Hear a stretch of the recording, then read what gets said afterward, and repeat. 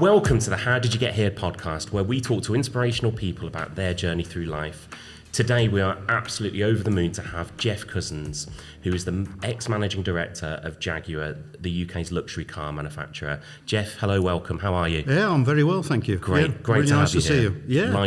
Likewise. We haven't got a lot of time today, so we'll jump straight in if that's okay. Yeah, sure. So Fire. Perhaps you could tell our listeners a little bit about you, what you do, and what you're up to at the moment.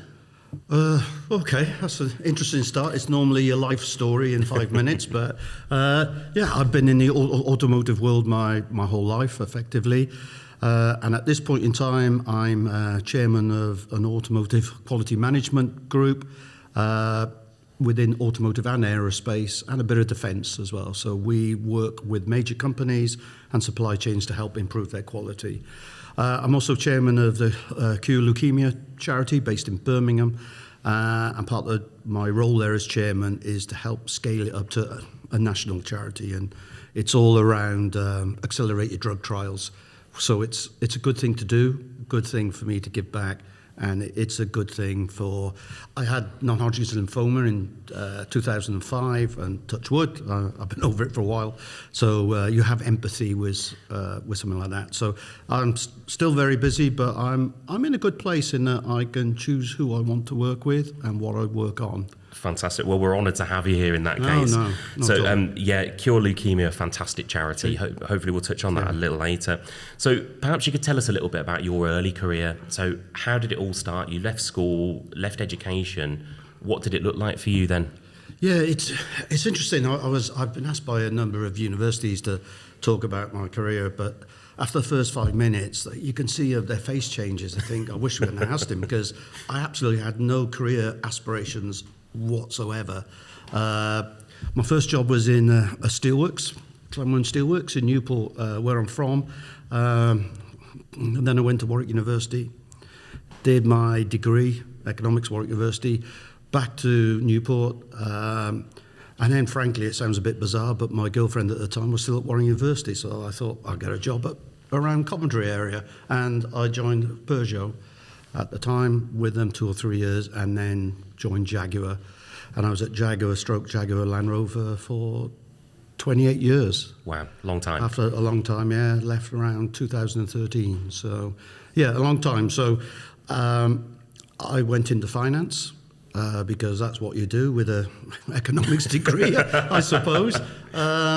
And I worked my way up through various areas in Jaguar, which is a great company, still is. And then ended up having 7 years in the US with them, which we'll touch on later. So it's interesting. An automotive journalist once called me a man of steel. I got so excited, but, he said, well, no superpowers, unfortunately. But it's, how did you get from working in the steelworks to be MD of Jaguar and a CFO of a $6 billion organisation? And that's what we're all wondering, yeah. Yeah, and he said you should tell people and you should say what you did right, what you did wrong. But there was no career plan. I just effectively looked at my boss and thought, I can do that job. But I was prepared to take opportunities and to turn things down if I didn't think they were right for me. I think that's really interesting, actually, that there wasn't necessarily a plan and a focus there, but you had the confidence to say, look, I've seen what this guy does, I could do that. And that's really interesting. And that perhaps is a mindset thing, would you say? I think it's a mindset thing, but I also, there's lots, you change over your life. There's influences on you change over your life. And there's coincidences that happen at a time you don't expect. And I think even more today, I don't know how someone, unless you want to be a rocket scientist or a doctor or a technical qualification person, so many things change. You can't say, I'm going to move from this job to this job to this job, because the world changes. So I think you have to be resilient, you've got to be adaptable, you've got to be flexible, you've got to spot opportunities, then frankly, take the chance to win those opportunities or not. It is all about taking that chance, isn't it? A calculated risk, I would say.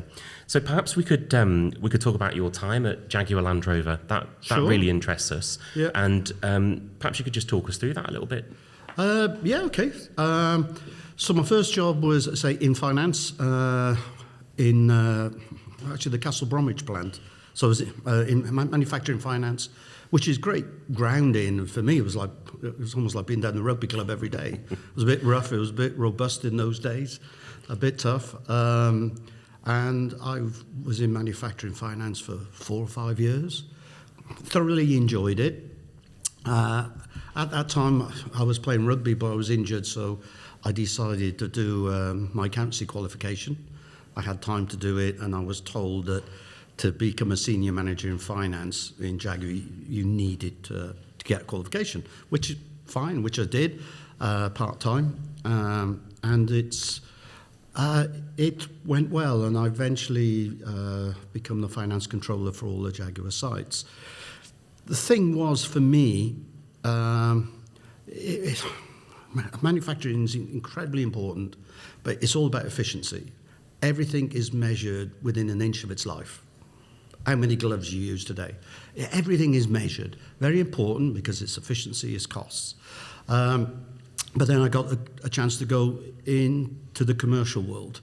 And as a finance person, to deal in the sales and marketing aspects of the company, it's, to me, a lot more challenging, because how much do you spend on advertising? What's the advertising channel you want to spend on? You negotiate the price of the cars. In those days, it was with independent distributors.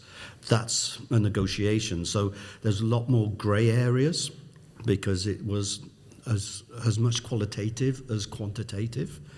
And I think one of my lessons from finance, and my biggest bugbear at times with finance people, is that if you ask them a question, they will say, well, the answer is this because the bottom right-hand cell of the spreadsheet says it's that. I know it well, yeah. I was brought up to say that you know the business, you know the processes, so your brain should be able to say, I tell you what, that doesn't look right. I'm not sure what's wrong, but something's not right. I should go and look at it. And I think that's somehow at some point where finance people can let themselves down, because it's the broader understanding of the business.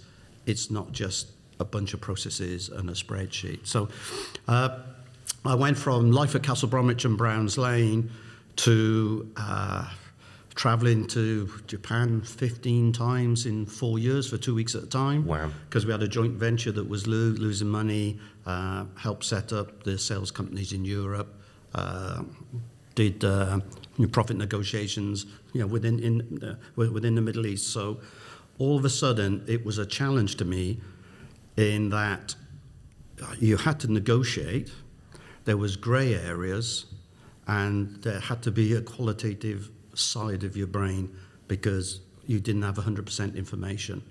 And that was a big learning for me. So what's coming out of this for me is you've gone from a world of finance, which is relatively black or white, it's either right or wrong, to something which has got a vast colour differential of greys. Yes. And how did you cope with that? Because your upbringing would have told you it's either right or wrong. So how did you then transition into the grey areas? Well, it's interesting because I think the other thing I would say is that people pigeonhole finance people.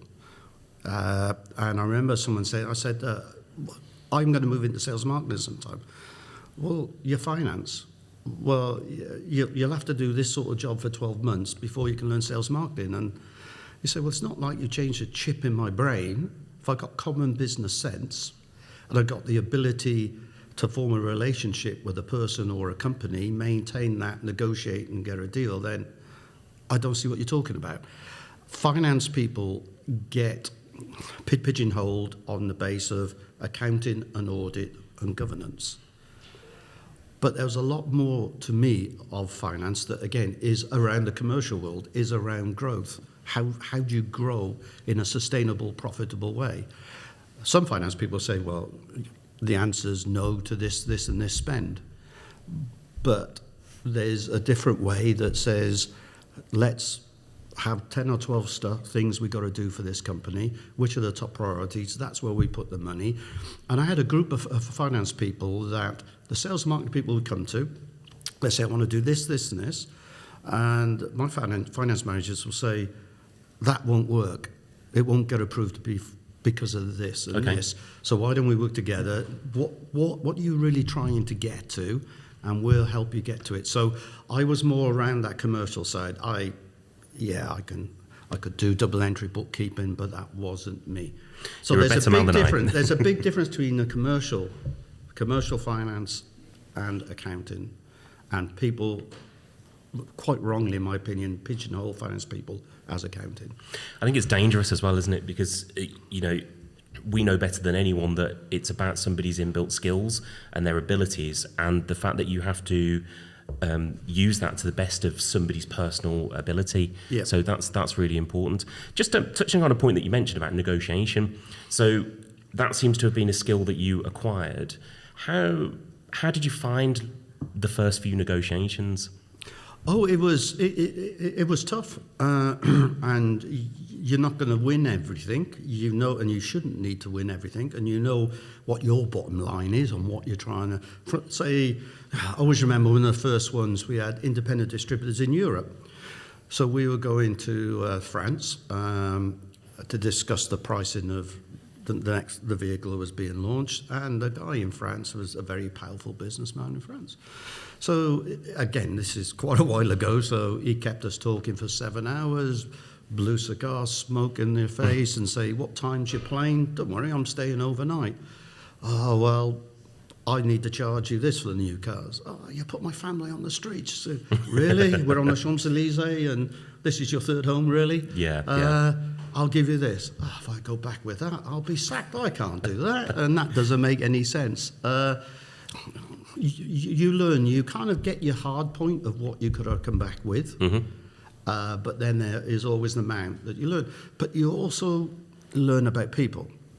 So I knew that when I was in Germany, Holland, Belgium, for instance, and Scandinavia, if I said, this is what I want to charge for the new car, this is why, these are additional features, so on, this is the margin you'll make, if it made sense, they will say, okay. If you go into France, Italy, Spain, if you tried to charge them £10, they would want it to be £6 or £8. So you change your stance and you changed, to a certain extent, the numbers you presented because you knew the way they would react from just the way sort of people they are. And does that come with practice, or is that something someone can teach? Well, I went with my director at the time for the first few. In the end, I think he just come on 3 or 4 because he come to Paris, Rome, and Madrid because he liked those cities. I think so. In the end, he chose which ones he went to. So you do learn from someone, and you watch someone. And I think the other thing is that I found, and particularly when I was in Japan, because when you first go into Japan, I knew nothing about Japan, nothing at all, and you learn to respect the culture but not be afraid of the culture. And it's all people at the end of the day, good, bad, and indifferent. And so you do learn how to read people, how to react to people, and how to just say, look, this is a line I can't go over. There's lots of room for us to get to a deal that suits us both. So let's play a game then for 2 or 3 hours, but then can we just get it sorted? Absolutely. So it sounds to me like it changes depending on different cultures and the few different types of people that you encounter. Yeah, and also the absolutely, depending the subject of what you negotiated on, because some things you could say, look, I can't move from that. That's it. So where's the common ground between us? Let's talk about that. Fantastic. I feel like I could talk to you about negotiation all day, actually, and that's probably another podcast. But you mentioned rugby. If we could just jump onto rugby for a second. Sure. So there's some big games going on at the moment, Six Nations. I know, yes. I take it you're supporting Wales? I am a Welsh boy, and I was up the pub in Stratford surrounded by English mates. Although I do have a 15-month retriever puppy that is from South Wales. So fantastic. She was the only one on my side. They were extremely confident until about 10 minutes to go, and then they started getting worried. It's always 3 the or way, 4 yeah. minutes to go, they were very worried. But Strong-looking team, though, the Welsh. no, they used to be, not so much now. We're in transition, but it's a great game. I played it for a long time in Coventry, and the thing about rugby for me is wherever you are in the world, if you meet someone who likes rugby or plays rugby, you can sit down and have a drink with them and have a chat with them. Of course you can. It's a that very sort of different game, isn't it? It's that Very sort of different game. yeah. So what position did you play? I was fullback. Okay. I was fullback, and there's some tough teams around Coventry area, Bedworth and others, and as a fullback at times you think, well, if I catch the ball or drop it, it doesn't matter. I'm still going to get hit. Yeah. So you might as well just get ready for it. But loved Absolutely. it. Loved the game. Did you ever think that you might take that up more seriously, or...? I wish I was good enough to do it, but I wasn't. So I was. I know the feeling. I got as far as college, and that was it. Yeah. So just not good enough.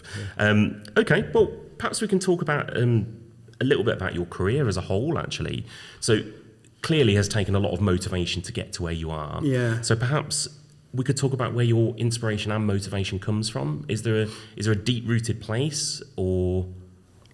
I don't know. That's a bit deep for me. A bit early in the morning. It's a bit early for money. I'm not sure, but it's interesting. Let me tell you. To put stuff into perspective, I suppose I because of the so I did a lot of work in Japan. With the sales director and myself leading a small team. Excuse me, and we turned it around in the 5 years from a loss to a profit and sold off some stuff. I was then asked by Ford, because Jaguar was owned by Ford, to go to Detroit for a secondment in Detroit, which they don't do a lot of particularly, but it was the wrong time for me personally, so I actually turned it down. Okay. They asked me a second time and I turned it down. Why I turned it down was my personal life at the time, and then I got a call from Detroit, and they said, well, it's a great opportunity. Obviously, if you turn it down a third time, then frankly, that will go against you. You'll probably never be a director in finance while Ford owned Jaguar. Well, thanks for understanding, But I just didn't want to do it at that point in time. And bizarrely then, a guy, Nick Shaler, who was ex-Ford, actually went on to run Ford worldwide, was the head of Jaguar at the time. He said, well, look, we want a senior finance guy in New Jersey with Jaguar. Will you go then? And I was just about to get married. And he said, look, I'll say to your wife that if it doesn't work, I'll get you back in 6 months. And she trusted the Jaguar management, whereas the Ford management is just a long way away. Well, that's fantastic. That says a lot, doesn't it? That says a lot. Is that trust? And then so I went there, which was about 30 minutes outside New York, and I became vice president of finance. And then in the year 2000, Ford bought Land Rover, Volvo, Aston Martin. Yep. Put it together in something called the Premier Automotive Group, which was 6 billion turnover, and I was made CFO of that group. So in 3 years, I went from you'll never be a Jaguar to being CFO of a very profile division of Ford. And part of it was the management had changed, and I continued to do a damn good job, but the management changed, and that taught me that at times it doesn't matter how good you are, how hard you're working and what you're doing. Changes that are outside your control can affect your career, and hence being flexible, adaptable. And this was good old Ford at the time. They said, well, what we want you to do, Geoff, take the finance departments of 4 brands, put them together in one, save 20% of the headcount, create centres of excellence for pricing, for accounting, for audit, and by the way, we're moving you all to California. Better weather. Better weather. And you think, well, majority of people never moved. And what you find is then, another finance lesson I learned very much then, was that the only way to get some of the synergies that get written down on paper is that you have very efficient, good processes. But those processes tend to take over the people and the personalities. Yeah. So I had a group of people that were dealing on pricing for Jaguar in one meeting, then they moved to Land Rover, then they moved to Volvo. For me, that may have been efficient, and from an academic point of view, they knew what they were doing, but they lost the feel for the brand. They lost the links to the operational areas. So I was everyone's CFO, but I wasn't close to the CFO in Gothenburg Volvo or Jaguar or Land Rover because Sure, yeah. I didn't have time. And if you're not careful, the processes take over the people. And that's, I think, where you lose a lot of empathy and understanding what you're doing, and then it becomes spreadsheets. Which can be dangerous. So I moved, the upside, I moved from Newport to Coventry to New York to Newport Beach, California. And Beautiful Newport part of Beach, London. California and Newport, South Wales are not twinned for some very good reasons. Yes, I wonder why. Much as I love my hometown, Of course, yeah. it's not twinned. But that taught me a big lesson about you can write all the synergies you want on a piece of paper, but it's people that make them work. Because if it's just processes, then to me, it doesn't achieve what you want. So for our listeners, well, actually, I'm sitting here as well, Geoff, thinking, wow, you're talking about huge numbers here, huge businesses, 6 billion turnover. That seems out of the reach of most people. But as you said yourself, you came from a coal mining town, so it is in reach for everyone, really. It's just about having that focus and mindset to get there.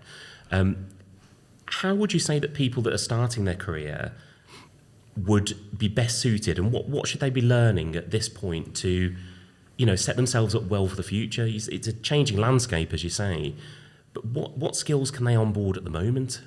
Well, I suppose first of all, we're all different, so we all got to do what we think is comfortable or right for us.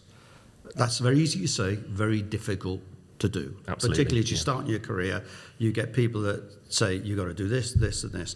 Now, there's certain academic qualifications or technical learning that you need to do. And my finance training gave me a very good background that helped me when I was in my commercial negotiations, because you can process numbers. So if you can process numbers and you can read people, for me, that's the ideal. It's perfect. So there's a technical aspect you've got to learn. But I do think it's easy to say it's about people, but it is about people. People are good, bad, and indifferent, aren't they? They certainly can be. Yeah. Some people are humble, know a lot. Some people don't know a lot and are real dicks. Let's be honest. Let's be honest. So it depends the field you're going to go in, but I think you got to be flexible. You got to look for opportunities, but I think you've got to say no if it doesn't suit you. And I could not have done that in the early part of my career because you don't know. But at some point you have to do that, otherwise you go down a path that you don't want to go down. The other thing I would say is that sometimes the best career move is one you don't think is a career move that takes you into something completely different and actually does challenge you. Because it's easy to say, I'm in this sales tree, or I'm in this finance chimney and I'm just going to go up this chimney. I don't think the world's like that anymore. I think there's a lot more movement across disciplines now. Well, you're an example of that, really, aren't you? That it would have been very easy for you to take a finance path and always stick onto it. But actually, you've been able to jump between different disciplines, and that seems like quite a powerful ability. It does, but again, I'll tell you and your listeners a very personal story that actually I thought was going to finish my career. Okay. And I usually start off saying, look, if you're going to be sacked, make it by someone exceedingly powerful. Don't mess around, right? Make it by someone powerful. That's how I usually start this stuff off. So I was CFO of Jaguar Landrover Volvo North America. And it was on the Jaguar Landrover side of the business. And in the US, certainly that time and still today, 80% of the cars are bought on a 2-year cycle, 2 or 3 year cycle. Yeah. So you say, I'll pay $500 a month for this car. We say at the end of 3 years, the car is valued at X amount. If the market has gone down and the value is below that, then the company takes the hit. It's not the customer, it's the company. So I saw that the used car values were dropping. And so I said to the global CFO of Jaguar Land Rover, we've got a problem here. I can't give you all the detail at this point in time, but we've got a problem here. book something as a risk in the forecast, the normal risk and ops that you do. It didn't happen, and it came true that we had a problem. Excuse me. So the president of North America at the time and the global CFO say, why don't you tell, I shan't mention his name, Mark. You tell Mark, he was the head of PAG. Okay. Worldwide, and he went on to lead Ford worldwide. So he was head of Ford worldwide. His next move, actually. And so you want me? Yeah, well, you tell him, because you kind of know all the detail, don't you? And I said, you do realise messengers to get shot, don't you? It feels like you're going to get thrown under a bus there. Says. Yeah. Excuse me. So I rang Mark, and Mark said, "Oh, how are you, Geoff? Funny you're ringing me in the evening. I assume there's a problem." I said, "Yeah, it's a problem, Mark. It's the used car values." He said, "Well, I heard about it a couple of months ago," and he said, "but it wasn't booked in the forecast, so either it's gone away or it's covered by something." I said, "It's not gone away and it's not covered, Mark." He said, "How much is it?" I said, "You kind of tap dance a bit. Oh, give or take, it'll be a profit hit of just over 75 million. Okay? So not small numbers. Not small numbers. He went very quiet. And then he said, "Don't worry, Geoff. The sun will still rise in the morning. It's just whether you're here to see it or not." Wow, that sounds like it cuts deep. And at that point, for some reason, I said, "I hope it's a long night, Mark." Don't know why I said it. I just said, but it wasn't a long night, and there was an investigation, and it was put down to a lack of communication between me and the UK. And I thought the UK didn't do what they did, but then you sit back and you think, I should have been stronger. I should have got up and shouted. I should have probably talked to Detroit about it, which would really have upset the headquarters outside of Detroit, Jaguar Landrover, because it's because of the politics. But I didn't. So I should have been. I looked at myself. I should have been stronger. And then it was, about a month, 2 months later, I got a chance to move into operations, which is what I wanted. And for finance, it was an acceptable thing, So, okay. So I become the head of the used car business for the US, for Jaguar Landrover, which was a $2 billion organization.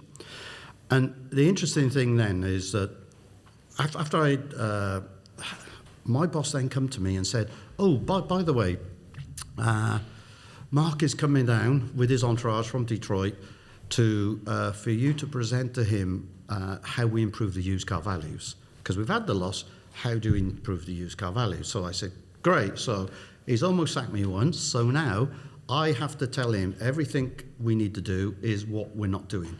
You sell less cars. You don't have so much stock at the dealers. You don't give so much discounts away. You don't give so many cars to fleet sales because they get churned quickly. He said, "Yes, that's what you're going to do." And he said, even more, in the afternoon, the head of Ford worldwide is coming down for the same presentation. Oh, fantastic. So I can't wait. I can't wait to get on it. But I did all my research, and I thought, no, I'm just going to say this is it. And it's based on data, and it's fact. And I must say I did a great presentation. I was going back up in the lift with this Mark, and Mark said, "That was really good today. I learned a lot." I said, "Oh, fresh start then, Mark." He said, "Yes." He said, "Just stand up for yourself. Be careful of people in central operations. Be careful of the politics." So I said, "Okay." In the afternoon, the head of Ford Worldwide comes in, private jet lands, comes out with all these people. And he'd been at this guy, a guy called Jim Padilla, had also worked at Jaguar, seconded from Ford. And he come in, and he turned to Mark, and you could see that there was a bit of tension between them. He said, Mark, did you learn anything today?" Yeah, Mark said, "Yes, I did, Jim." I said, "Okay." He said, "Just want you to know, Geoff is one of 4 people worldwide that really knows this subject, so you absolutely listen to everything he says and put it in action." And you sit there and you think, oh, that's great. And then you sit there and think, oh no, the bloke almost sacked me once. His boss is telling him, so how's he going to react? But the interesting thing is, it was only 1.5, 2 years after that Mark actually supported me to become MD of Jaguar for the UK.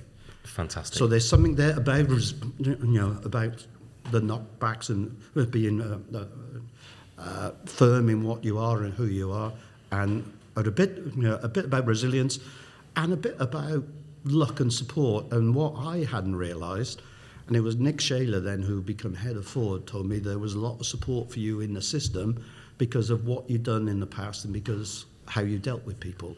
It's really interesting. It's a whole piece about integrity as well, isn't it? Yes, it is, yeah. You know, you've treated this guy with respect, and it's come round to benefit you at a later date. Indeed. So that I like the sound of that. Yeah, so but it was quite fascinating. But the night you're told, sorry, you're not sure you're going to be here in the morning it's quite a different thing to deal with. Did you sleep that night? Yeah. what could you do? It's going to happen anyway. The sun's going to come up anyway. The sun's going to come up anyway, yeah. So how would you... Clearly, you've had a successful career. So how would you define success for you? Well, again, it changes over time, doesn't it? When you're young, success for me young was, first of all, to get a degree. Then it was to be best I could at playing rugby. Then it was, I better get a job now. What sort of job do I want? And then looking, I can do that job, I can do that job.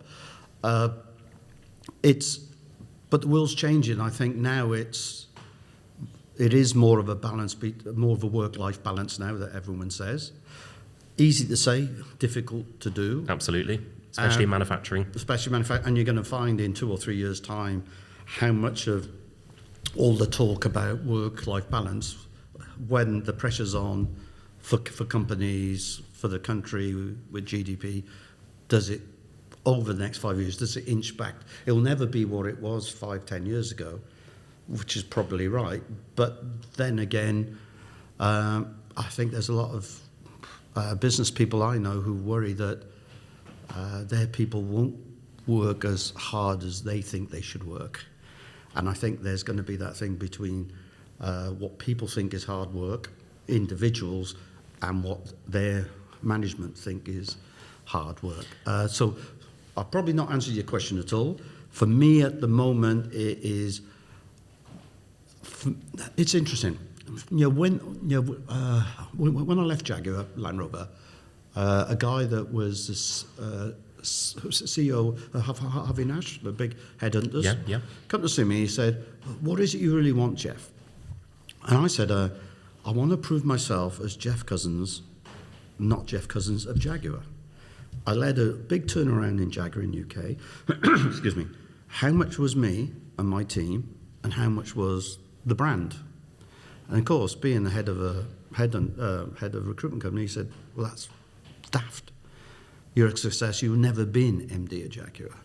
So, but what I've done since then is working with startups and scale-ups to add value, and for them to be a success.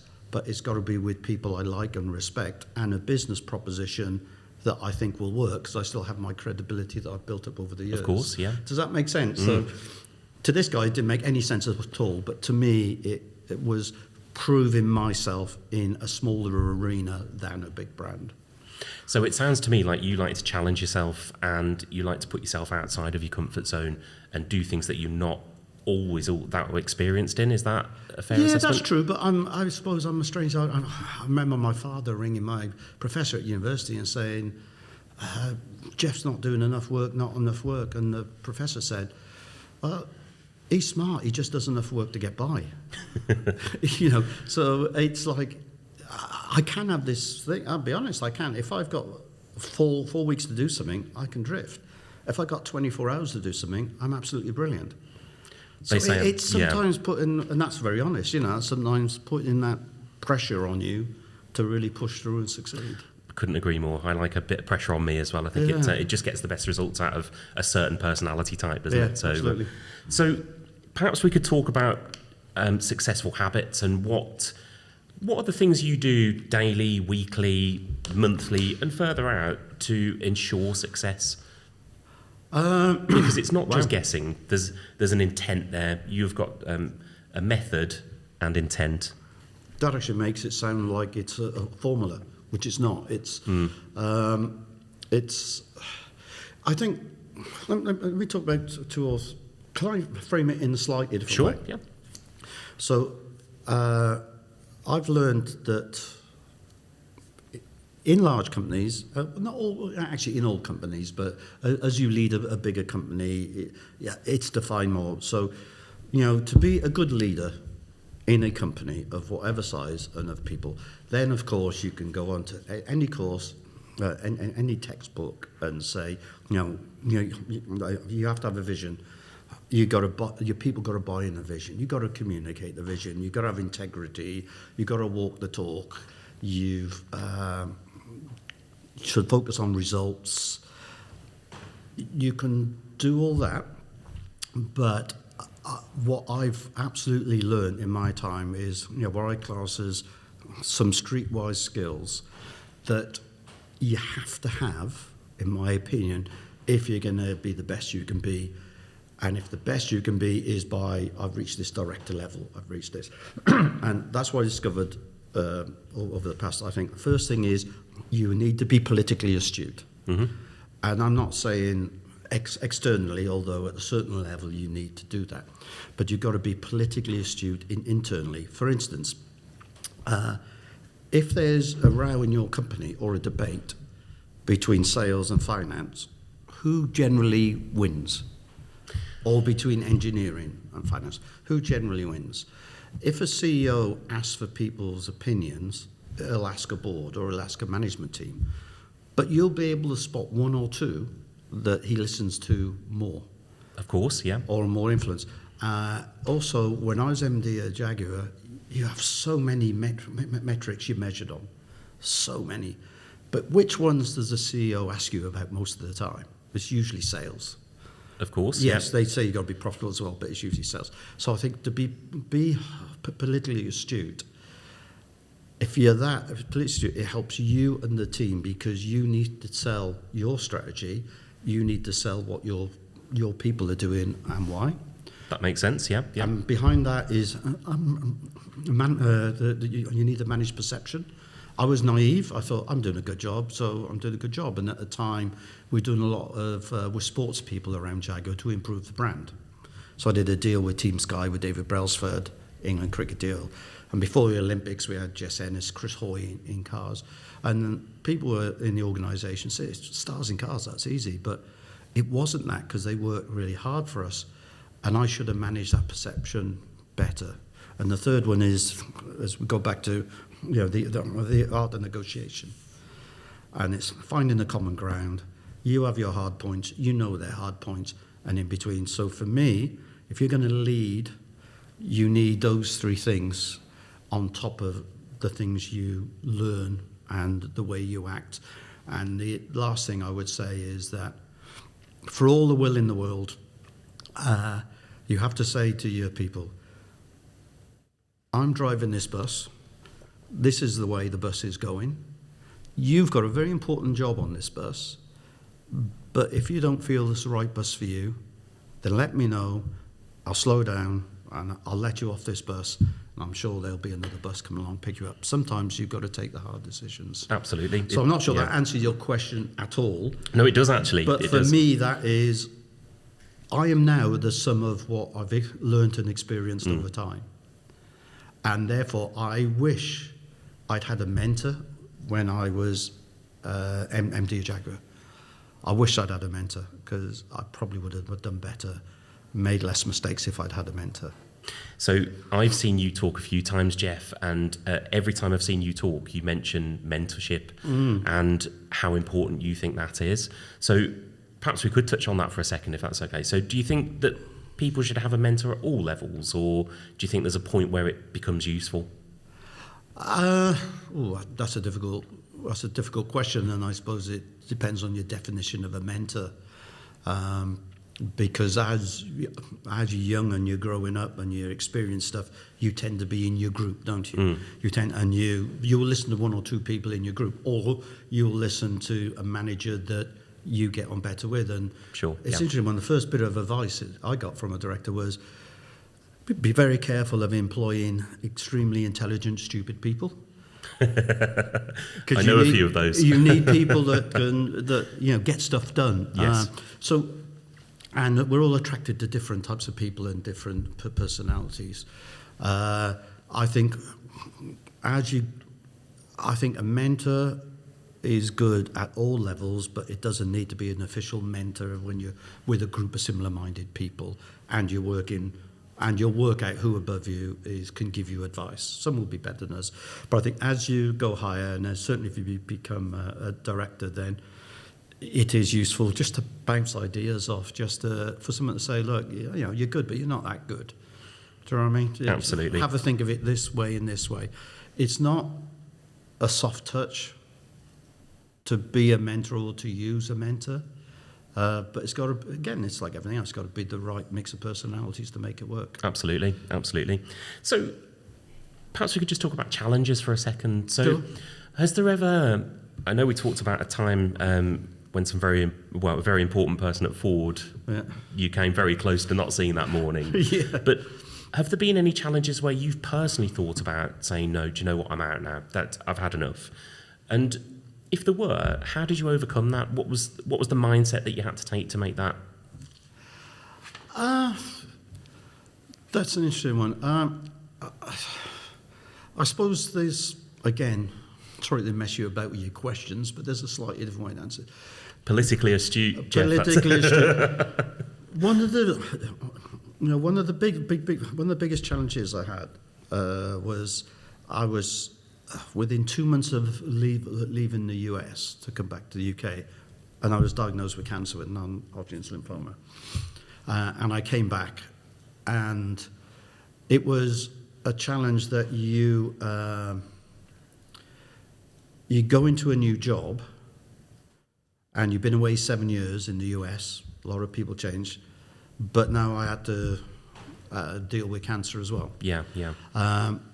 But the company were extremely good, and I was of the mindset that you've got to be strong and you've got a course of treatment, so get on with it. Know. So I used to have 5 hours of chemo on a Monday every 3 weeks. Okay. And I go to work on the Tuesday. Wow. I might only go to work for 3 or 4 hours, and they were happy for me to go to work for that. So that kept me going, because I think you've got to have something to focus on, because if you sat at home and you think about it, you can drive yourself into quite a dark hole. Oh, absolutely, yeah. And then, touch wood, I was fine, and I'm still fine. So that was a big challenge. The other big challenge for me, I suppose, I left, it's a personal story. My wife of 16 years died in July 2012. I'm sorry to hear that. No, yeah. And I left Jaguar Landrover after 28 years in December 2012. You wake up early 2013 and you think, what do I do now? If you think about it, the two mainstays of your life, of course, yeah, is your family and your work. And I wasn't sure what to do, because you've been these big jobs. And so what do I do now? Do I become a consultant, or I want another big job? Well, I don't really. So you think, well, you got to do something. You can't just sit here. And it's quite interesting that Colin Jackson, the Olympian, is a good mate. And he said, come down, spend time with us in London. Let's go and have some fun. So I went and had some fun down in London. And then I thought, I got to start working, because I need work. But I don't want the 16-hour pressure there is when you're MD of a large company. Of course, yeah. So then I did some consultancy. I worked for PE companies. I did some advisory work, and I worked with scale-ups. And then I thought, I'm enjoying this. If I can help people scale up their business and succeed, that's a great place to be. But you've got to, you either look back or you look forward. And it's very easy to say, difficult to do. But for me, you just got to get on with it. Just try something. Try something and get on with it. Do something that you would not normally have done. Because you can. And then if it doesn't work, it doesn't work. Fantastic. I think people get too hung up, don't they, in the here and now, and they don't think, well, actually, I could try something new, and I think that's really powerful. May I ask, what's an Olympian's idea of fun in London? Keep it PG. Well, I suppose because of where I was at Jaguar, I knew a lot of people. So you went to some nice events, you went to some sports events, and, you know, you have drinks with some very well-known people in private. But Fantastic. It was just something different for a point in time, that's all. Of course. Nice for clarity of the mind as well, really, isn't it? Because clearly you went through that process and thought, no, do you know what? I actually need something to do here. Yeah. And it's that whole adage that people think, well, I'm going to retire early. I'm going to go and live on a Caribbean island. Yeah. And, you know, you get to that point where you can do that. You get to the island. Oh, no, I'm not enjoying this as much as I thought I would. Yeah. So people need a purpose, I guess. You need your purpose, and again, that purpose it changes over time, as you change over time. And as I said, you know, I'm enjoying my career now as much as I did Jaguar Landrover. The parties aren't as good, but there you go. I'm content, and I'm, you know, life is good. I've got a great wife. I'm married, got a great wife. So I've got a lot of benefit from what I'm doing. But if you'd asked me when I was in the steelworks, would I become MD of Jaguar? Nah, don't be daft. Would I be doing would I be living in Stratford? No, I wouldn't. That's fascinating. Yeah. I feel like there might be a whole other podcast on that. So can we rewind a little bit now? Yes, and let's jump back to school life. So if we could take you back into education, how did school go for you? Was it a positive experience? Yes, it was. It was a positive experience. It was in Newport, South Wales. It was a good school. It had just moved from being a grammar to a comprehensive school, so it was a bit of a churn of teachers. I was all right. I suppose I wasn't that confident, and I had a stutter, which I've still got, that you would have heard with this, that knocks your confidence a little bit at times. But no, I had a good bunch of friends, and yeah, school was good. I did enough to get by. I did enough to get by at Warwick University, and that's probably the wrong thing to say to your listeners, but that was me. But then what I've learned is I learned that I hadn't missed out on education because I got my O-levels, A-levels and a degree. But interestingly, after I left, I then did my accountancy, and then I did my MBA at Warwick University part-time, 3 years, twice a week, whilst having a job with Jaguar. And I absolutely enjoyed that. And part of me wishes that I had that enjoyment when I was at university and had the time to do it. I discovered education. I could do it, I could get by, but then I discovered that you can have fun and learn a lot. And I wish I'd learned that earlier. But so perhaps we could just talk about the educational system for a second and your perception of it. Do you think the way we do education as a whole is fit for purpose? Do you think it works, or do you think it's more of a factory production line and actually we're not producing the skills that are needed for the modern world? I haven't thought about it that much, but the things that do come home to me is that it seems to be if you have a good memory, you can pass exams. Sure. Yeah. If you pass exams, you get a qualification. If you're not careful, you also go back to very intelligent, stupid people, which are not maybe great as rocket scientists, but not good for business at times. I think also, in my time, there was, the universities and the polytechnics. The polytechnics seemed to be more of, the business, the technical services, not apprenticeships, but they did a lot of courses that were more kind of for the industry than the academic courses. Sure, yeah. In my opinion, when they become universities, everybody shifted to the more academic way of doing history or doing economics or doing this. And I think the industry of the country lost out a bit over a period of time in not having people that could go into the car industry or the aerospace industry at a lower level and work their way up. So in the roundabout way, I would say I wish there was. I was absolutely determined to go to university. I'm not sure I'd be absolutely determined to go to university now. It seems like people get themselves into a lot of debt, and Of course, which I didn't have at the time. But of yes, course, you're yeah, right. and then they don't necessarily use the degree that they learn. Yes. What I would say, having been there myself, it's an interesting experience as well, because you learn a lot about life Sure. and how to look after yourself, Sure. and you make some good mates. Yes. And it's a good character building exercise as well. Absolutely. But it does worry me that there's a lot of people coming out of higher education that aren't going to use the thing that they've just studied 3 or 4 years on. So that is interesting.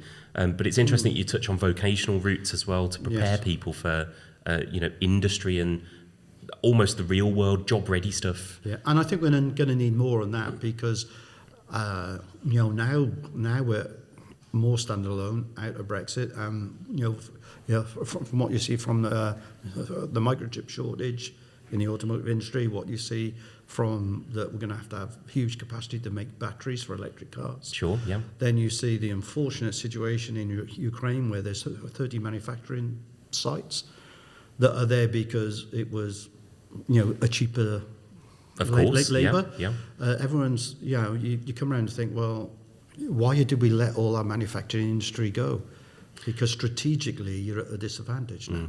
It does As seem a a country. massive shame. I'm a bigger advocate of that coming back to the UK. So I actually. think there will be more, Good. there'll be more tech, there'll be more reshoring, which means that you need more youngsters coming up that's got that more practical skill set. I hope so. It is what we need, and it would be good to see that return to the UK. Perhaps, Jeff, we could just touch on people for a second. We've talked Sure. about how important people are in various ways during this conversation. But what role do people, and particularly good people, play in the success of a business? Oh, at the end of the day, people are the success of the business, whether it's the people that develop the idea and then develop the product that comes from that idea, to the finance people that evaluate it, to the sales and marketing people that go and sell it, to your third-party partners like a car dealer. It is all about people, but it's interesting, I remember a director saying to me, I don't understand you, Geoff. A lot of people leave your area. I had more people promoted out of my area Interesting. than anywhere else in Jaguar Landrover at that time. And I said, well, at the end of the day, if people come see that they're being developed and they get promoted, I'm going to have my disciples go into the desert sort of thing, but I'm also going to have bright young things coming in. Well, your to do department's then that. more attractive, isn't it? So, Yeah, so you've got to deal with the churn, which can be difficult, very difficult. You've got to be careful, you deal with the churn. But at the end of the day, it's the people. But I always said to my people, and I think as a leader, you have to be engaging and you've got to have enthusiasm for what you're trying to do as a person within a business, but you've got to have the engagement, enthusiasm for the people that work for you. Okay.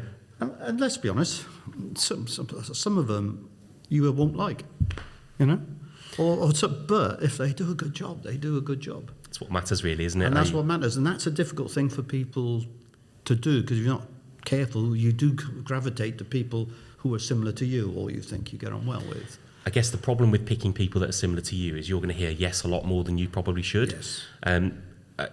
I am a big fan of what I call prickly teams. Yeah. And I think people that do tend to not agree Yeah. on the same thing, I think gets you a better outcome. Yeah. How do you feel about that? No, absolutely right. Yeah. Well, for me, I've I've got a piece of paper written down previously, is that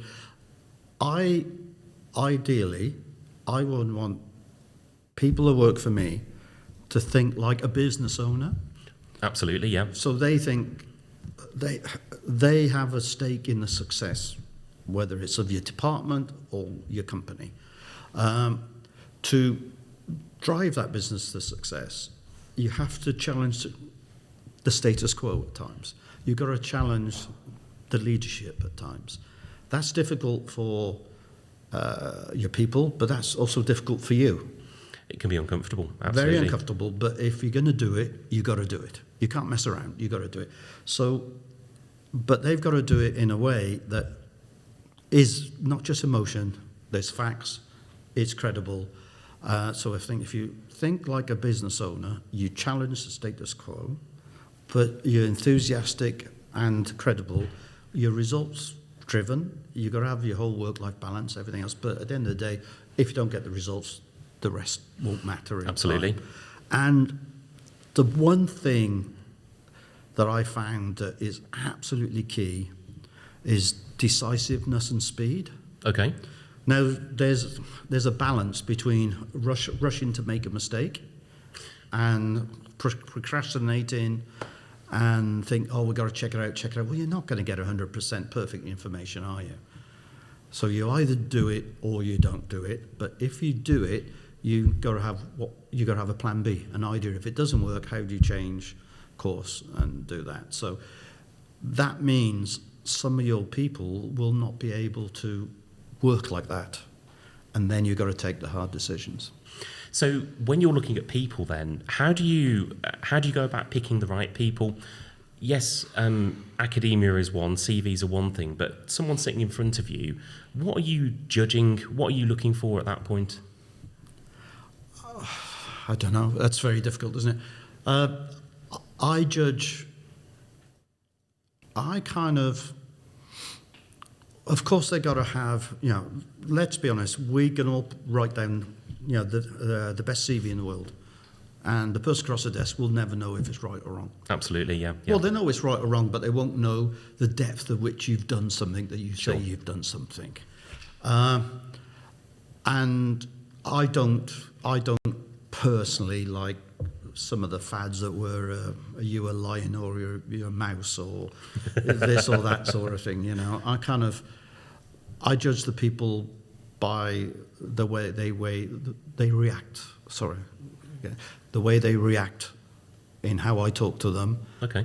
But we'll ask them a hard, straight question, but in a decent way. Okay. And then how do they react to that? And if they don't react well to that, is it because they're a bit shy? Or is it because they were giving me bullshit at the beginning and they've been found out? That's not precise science at all. And I know you have, we've had so many, everyone has tests, don't they? Where there's some sort of psychometric tests. I think they're useful, but they're useful as a pointer. Understood. To me, they're not saying this person is this. And I don't think people. I've had so many psychometric tests over my time. I bet they're all different over a period of time, as I change. There'll be some bits of it that will stay the same. Your base personality. That's right. Yeah. Perhaps it's wrong. I don't know, but they're all right as a background. But for me, it's all about interaction with the individual. Let's turn this on its head for a second then. Do you think that a team can perform if they're poor performing people with a good leader? Or do you think it is really fundamental that those people are the right people? I think you'll find it's a mix. I think you'll find it's some people that have not been given the chance. Okay. And do those people stand up given a chance, or are they too shy or afraid to stand up? And if they are, how can you support them to do it? Some of them will say they're great, but they're not. And some of them they just don't want to do a lot, or they won't question you, they won't look for improvements, they just do their job. Now, frankly, in an organisation, there can be places for all of those people. Of course, yeah. But to build a high-performing team, or whatever you want to call it, you need to have a core of people that are enthusiastic and want to win, want to make it happen. And if you get a core of people, then you'll find that the majority of the other people get pulled along by them, and then they get confident and they improve. The ones you don't, we'll have to get on that other bus. Bus slows down. Yeah, absolutely. That's really interesting. And then sitting in a team like that, clearly you've had a lot of personal successes through your career. How could I get noticed in a team like that? What are the things that I would need to do? Not necessarily on purpose, but what are the kinds of, how would I need to act to get noticed?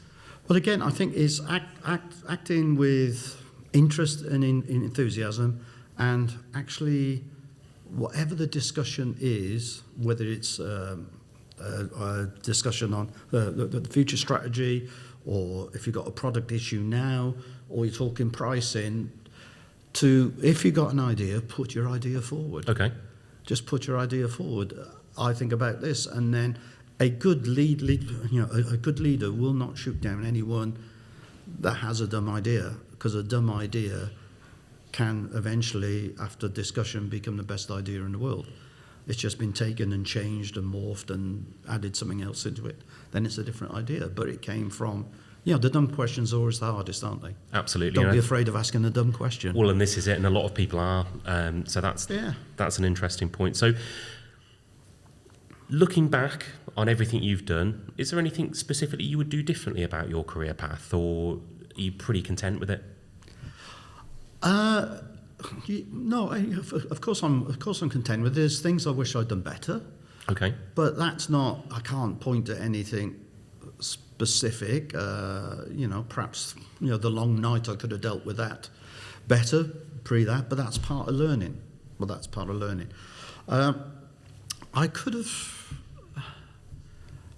I think part of me now, I thought I could have gone for I could have had one more big job after Jaguar Landrover. Okay. But it wasn't right at the time. So of course I could have done things better, but there's not much I would have changed. And again, it goes back to the type of person you are. So when I was in the US for 7 years, and because you're a Jaguar and Jaguar Land Rover, you get to some great events. Oh, I can imagine. You work hard, but there's some benefit to it. And similarly as MD of the UK, I worked exceptionally hard. But, and you're out doing speeches, doing all this stuff. I had job offers, 20, 30, 40, 50,000 pound more. But I'd love working for Jaguar Land Rover. But I'd love working hard, but I liked the lifestyle that it gave you. For me, I've been to Japan, been all over the world. I've been to the US, lived East Coast, lived West Coast. I worked incredibly hard, but those experiences meant more to me than an extra 30, 40, 50,000 pounds. That's a really interesting point. For me, now for other people, the answer may well be different. So it's more about the overall lifestyle and everything that affords you, as opposed to just that one metric, that one number. And for me, although it's tough, I would say to people, if you've got a chance to go and experience a different country, a different way of working, a different culture, because the US is a different culture, and Japan certainly was. I think it's that made me a better person and a better leader, because you have to listen when you're in a different country that's culture's different. You've got to listen and you've got to understand. And you don't realise it, but you're learning just by that experience of listening and understanding. That's really interesting. A lot of empathy coming out from that, I guess. Absolutely. So when you're not working, what are you doing? Well, I'm actually... this also sums me up. I've become chairman of Acute Leukaemia charity. We were down in London, and I was introduced, and I said, I'm going to do the London to Paris cycle ride for Acute Leukaemia. My wife says, you haven't got a bike. You haven't been on a bike for years, but I did it last year. I only did 3 months training, and I struggled up the hills in France particularly.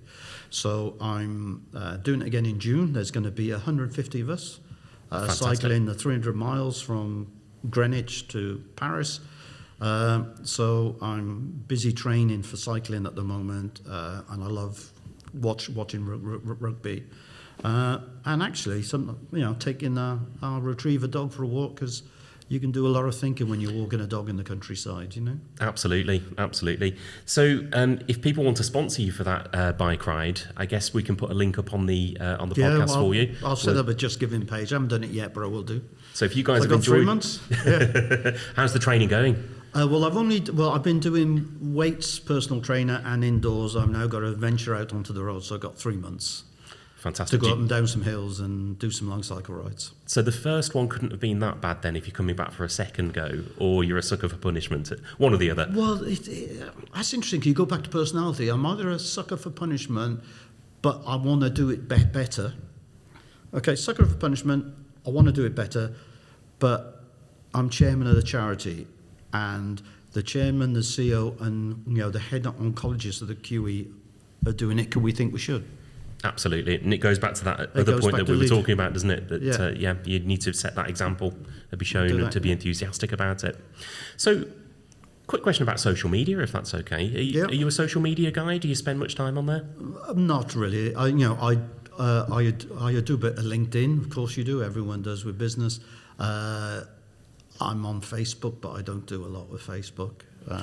I'd probably say something incredibly daft, upset half a million people in today's world. Fantastic.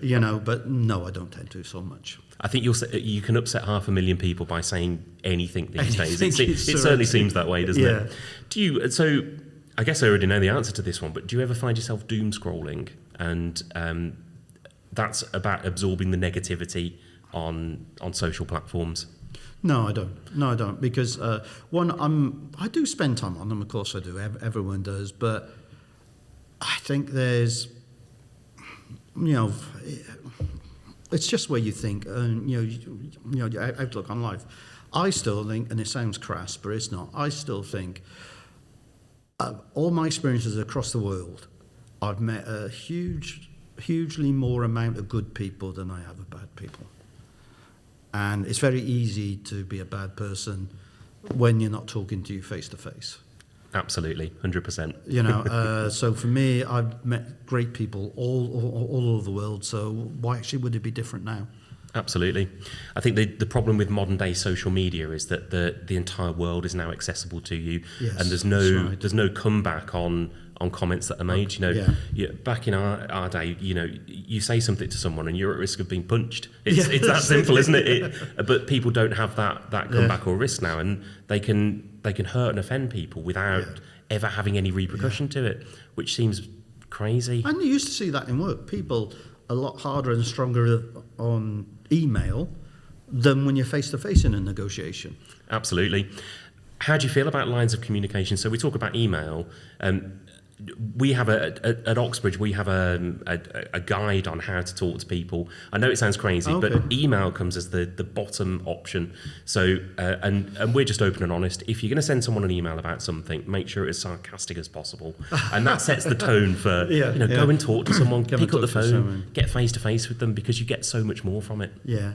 I don't know, I suppose, at GMP Group Holdings, where I'm a chairman, the owner is on the south coast, so we don't get together so often, so it is by email and by Teams effectively. Sure. But then you get so used to Teams, you see people doing their emails or doing something else. So we're back in the office 2 or 3 days a week, and I think that's good. And are you finding that's a good balance? Yeah, I think it's a good balance. Yeah. Fantastic. Jeff, I think that's probably a good time to wrap up. So thank you. We are so grateful for you coming on and telling us. I feel like we could have talked for hours and continued to do so. There's so many tips of the iceberg that we've just touched on there, and I'd love to know more at some point. Yeah, of course. Well, hopefully it makes sense and it's at least half interesting to people, but I think it is what it is. That's what I've been through. It's far more than half interesting. I've been enthralled. I've written down lots of things that you've said on my paperwork here, and I'm going to go and give this some thought as well. So hopefully you as listeners enjoyed this as well. Thank you so much for joining us. I know we've gone slightly over the hour, but I felt that we needed to talk some more about this as a subject. So you can like and subscribe as normal. I think the buttons are down here somewhere. And thank you very much. Follow us on social media, and we'll see you soon for the next one.